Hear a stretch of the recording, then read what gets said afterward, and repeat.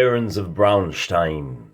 Well, this is a little bit weird. This was originally done by a fellow named David Wesley, but the rules here, by Old House rules, are by James and Robin George. How about that? Let's talk a little bit about this game. The product I just showed you appears to be some sort of a modern iteration of the original Braunstein. To understand what a Braunstein is, we have to turn the clock back to 1960. In the Twin Cities area, there was a small group of miniature wargamers who had cobbled together a new hobby using the influences of H.G. Wells' Little Wars, the old Kriegspiel rules, and a book called Stratego Sen, which I have not been able to get my hands on. I would love to read through that. If anybody has any advice on how I can get a copy, let me know. These guys would play historical battles, largely Napoleonic, some medieval, and in classic 1960s fashion, they used figure flats in many cases on a ping pong table marked with different colored masking tape. They were notorious for running games for each other. They used a lot of refereed games. A GM would set up a scenario, and the GM would mess with players by including little surprises. Those of you that are fans of Little Wars TV will know what kind of surprises they like to do. They will tell the guys they're playing the wrong scenarios, so they come in with the wrong expectations, and suddenly there's an ambush that if they had been told what the scenario was accurately, they would have known the ambush was coming. Or else they would refuse to put terrain down on the table. There was a marshy area, and unless a player was smart enough to say, I'm going to scout this portion of the table, it looks empty, but I don't think it is, then the GM would say, haha, your cavalry charged down that open field. It turns out there's a marsh there, and they're going to be bogged down for two turns. Now, that's great, fog of war. David Wesley took it to a whole new level. He basically made a full night's trolling. He told the crew, we're going to play a game of a war between France and Prussia. I think it was a Franco-Prussian war that was coming up, but I could be wrong about that. And he said, tonight we are going to play out the pre-battle. And by pre-battle, I mean even before the war starts. There is a university on the border of Prussia and France. That is, it could go either way. And who the students tip for could turn the tides of the battle. So you are going to play the chancellor trying to navigate these rocky waters. You two guys are going to play spies, one for France, one for Prussia. You're going to play the head of the student union. You're going to play, a professor. And they had all kinds of roles set up. And in his mind, he would bring two figures. He had a little map of the Braunstein University. And in his mind, players would bring their figures into contact, and then he, as the GM, would bring them into a little room where they could talk to each other, and he could referee their discussion and explain what the effects of that discussion were. What he didn't realize is you can't leave 10 wargamers out in a room by themselves, or they will get up to trouble. And they did get it up to no good. The other players said, well, I'm not going to wait for the referee room to become available.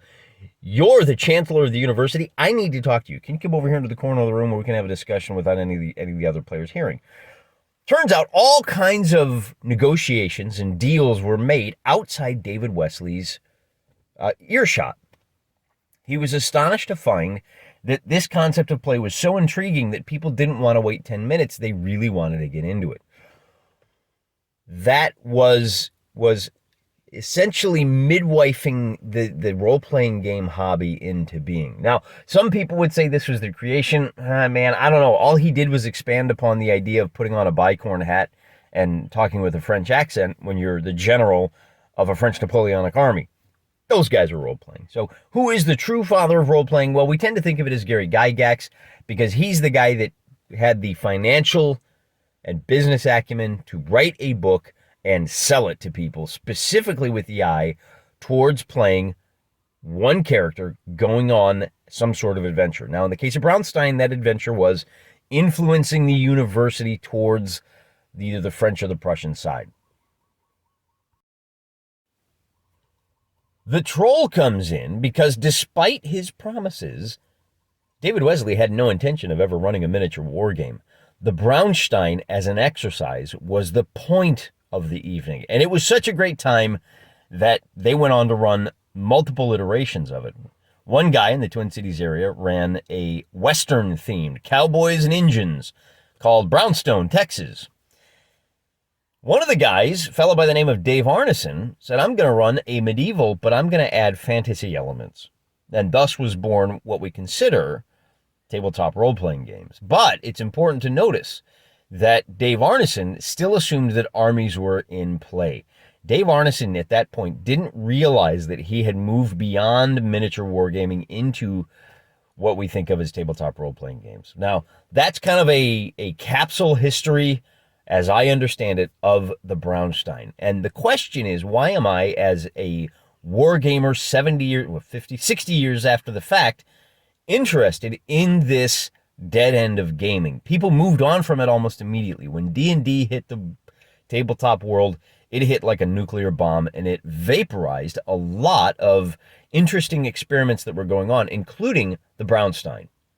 And I'm here to tell you now that there's a group of guys that are reclaiming the Braunstein as an important adjunct to tabletop RPGs. The product I showed you at the very beginning of this video, as I said, I think it's like a modern iteration. You can pick that up.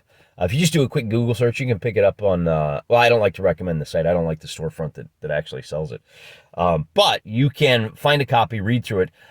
I don't know how much use it's going to be for understanding the original Braunstein, but I can tell you what will be of some use to understanding how you can incorporate Braunsteins into your tabletop gaming is this video right here. And in fact, the video series called How to Win at RPGs, because for the last, 40 to 60 years, this is a largely forgotten corner. Now I say that, but as we go through this video series, bear in mind that the real heirs, it's a silent H, the real heirs of the Braunstein are the Vampire the Gathering kid, Masquerade, Vampire the Masquerade kids. Because what David Wesley did was not just the first RPG. He did the first LARP, the first live-action RPG. And it turns out that guys that have been LARPing for the last 20 to 30 years have been kind of keepers of the flame of this style of gaming. Where things get interesting is that we have moved into a post-internet world. Vampire the Masquerade was pre-internet. That was huge in the 90s, and then moving into the aughts. And it has, I don't know, I guess they're probably still out there, but I don't think it's as big of a going concern as it was back in the heyday of the Vampire RPG. Same style of gaming. Hey, you know what? We have a couple of referees in a room with 50 people. Those 50 people have their own motives and ideas of the way they want the shape of things to go, the direction they want the game to go. They're going to have to negotiate. They're going to have to trade resources. They may even get into some combat. In the case of LARPs, I believe most of them used rock, paper, scissors. But you didn't need a GM there. Everybody knew what the rules of the game were. Everybody knew that this was a social game, and they ran off and did their little social games and then came back and reported the results. I'm here to tell you now that with the advent of the internet, we have cracked the code. See, the real dirty secret of the internet here is that nobody's really figured out a way to use it to its full potential, at least social media. You look at things like the Armchair Dragoons and James Alzarski are doing with Tabletop Simulator. All they've done is replicate a tabletop within a digital environment. You look at subjects like Roll20. All they're trying to do there is replicate the tabletop environment within a digital environment. The question of the day is, how do you incorporate social media, Facebook, Twitter, Discord? How do you use those tools to run a LARP or to run a top-level Braunstein game? And the answer is, you don't have to do anything except use the tools as they were designed, and you can run Braunsteins in a social media setting. And what this unlocks is the crowdsource. You no longer have to gather 50 feet in a gym somewhere or in a park. You can just gather 50 people on your social media. They don't even have to follow each other. As long as enough of them do that they can interact, as long as you can interact easily online, the line is, and I got to attribute this because we're big on attribution here. Cursova. Go to @Cursova, or it might be P. Alexander, the editor of Kosovi, he said, if you have time to fun post online, you have time to play D&D. There are a host of problems that evaporate, a host of things that modern-day D&D players complain about are completely gone if you adopt a Braunstein style of RPG. If you can't gather 6 people in a living room every week, you don't have to anymore. All you have to do is gather 6 people on social media. I mean, even the biggest losers out there can gather 6 friends on social media. So today's video, I mean, I know we're already like, 5-10 minutes into the video, and I haven't even gotten into my own personal experiences, but I wanted to lay the groundwork, and from here on out, guys, when we do more videos like this, I'm going to assume that you know what a Braunstein is.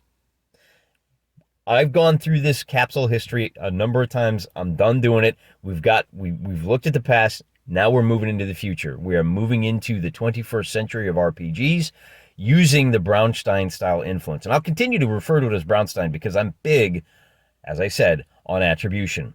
We are not inventing anything new. We are reinventing an old thing for a new audience. And a number of people, and I'll also say this, a number of people have talked about Braunsteins over the years. I was introduced to it via a wonderful movie called Secrets of Blackmore. Here's the difference. Nobody's ever done it. Not in any significant numbers. Nobody has ever championed the Braunstein. It's been this weird, quirky little corner of history that's largely been abandoned and largely gone unexamined. And specifically, nobody has ever tried to figure out how to replicate the Braunstein in a modern setting and as an adjunct or support to your miniature war game or your D&D campaign. Even David Wesley at the beginning didn't understand how powerful a tool this could be for influencing your tabletop games. And that's what we're talking about today. Because me and my friends, a group online, largely on Twitter, we call ourselves the Bro SR. We're like the old school Renaissance, except way more masculine and pugnacious. Hence the bro part. We're the brotherly school Renaissance. So when you hear me talk about the Bro SR, that's us. You could just look up the hashtag Bro SR on Twitter and kind of get a feel for us. We have a reputation for being jerks because we refuse to be bullied by nerds. We are counterpunchers that when the nerds come out and go, well, you're not really all that smart, we have a tendency to drop F-bombs on them and just flex all over them and shove them in lockers, stick their heads in toilets, and flush the water in a digital sense.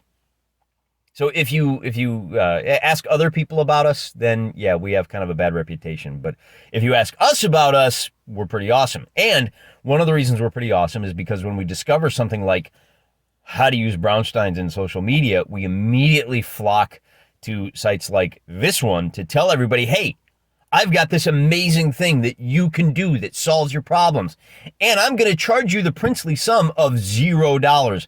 I should also point out the other reason that people hate the Bro SR is because we solve your problems for free. We are not like the gaming drug dealers who sell you a solution that immediately fails and then they offer to sell you a new solution, or they offer to sell you solutions to the problems caused by implementing their original solution. We don't do that. This is an amazing style of gaming, and I highly recommend it to everyone. And that brings us to my first experience playing in a Braunstein, which was a failure. This is going to be a bit of a cautionary tale. In our next video, we will talk about a Braunstein that worked way better called Brovenloft. In fact, in that video, I will reveal the hidden secrets, my thoughts, what I did right, what I did wrong, and how I was forcibly ejected from the game, kind of. But that's a tale for another day. Before we get too deep into it, let's cover a little bit of terminology. I refer to patrons as the head of an organization. These are the players, and it's kind of a catch-all term, which you'll see as we go into the science fiction Braunstein that I ran in for a short period of time. This is not to say anything negative about the guy running the game. Please remember, we are in the infancy of exploring the ramifications and the practical application of this lost and forgotten technology of role-playing games. We are stumbling along our route, but every failure takes us closer to success. We are getting better all the time, and I invite you to make mistakes doing this, because even our mistakes are very educational. This is not a channel for theory. This is a channel for the practical application of theories. If you want theories, go watch literally any other D&D channel on YouTube. They are great with theories. Today, I am telling you my experience as a demonstration of the proof of concept. My experience with Braunstein started with science fiction. When a friend, and this is no detriment to him, right? I'm not criticizing him or his handling of the game at all. It just didn't work because there were some foundational flaws in the construction of the game. And none of us truly understood what those flaws were until we experienced them. Today, I'm telling you, so you can avoid this pitfall. Well, there were two, actually. I think there were two pitfalls. The first of which, we used a game called Stars Without Number. Now, Stars Without Number is a tabletop role-playing game in its own right. It includes, as an appendix, a sort of Braunstein. They might even name check it. Now, I've never read the rules. I just had a friend teach me. Boy, how dangerous is that, right? That's part of where all of our problems with D&D come from. Oh, I just learned from somebody. Then you got to sit down and read the rules and find out your experience is not at all what the rules are. Hi, AD&D. Anyway, the point is, this rule set is a sort of Braunstein, but it's still a modern-day rule set, and it is plagued with all of the same problems that all modern-day RPGs are. Namely, they codify all of the wrong things, and they give you a list of controls that you can adjust, and that's what you dial into. You start to focus on the dials and levers that you can pull, and you've moved too far away from the social game, from the word game. That's the first problem. Stars Without Number might be a great role-playing game. I don't have any opinion on it. I just have an opinion on how you use that Braunstein-style appendix.